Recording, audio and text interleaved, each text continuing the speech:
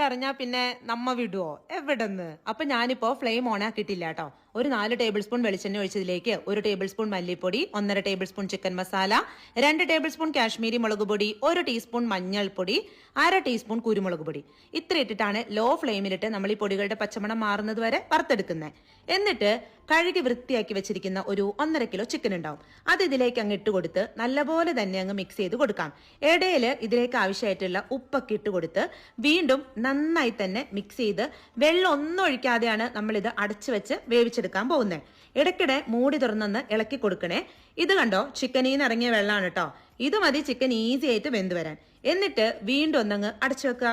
ഒരു 60% കുക്കാവുന്ന സമയത്ത് നമുക്കിതിലേക്ക് 2 വലിയ സവാള കനം കുറച്ചരിഞ്ഞതും, ഒരു വലിയ പീസ് ഇഞ്ചി ചതച്ചതും, ഒരു തുടം വെളുത്തുള്ളി ചതച്ചതും, 3-4 പച്ചമുളക് ചതച്ചതും, വലിയൊരു തക്കാളി അരച്ചെടുത്തതും, ഇത്തിരി കറിവേപ്പിലയും കൂടിയിട്ട് നല്ലപോലെ മിക്സ് ചെയ്ത് അടച്ചു വെച്ച് ചിക്കൻ നന്നായി വെന്ത് വെള്ളം വറ്റിച്ചെടുത്താല് കാറ്ററിംഗ് സ്പെഷ്യൽ ചിക്കൻ പെരട്ട് റെഡി.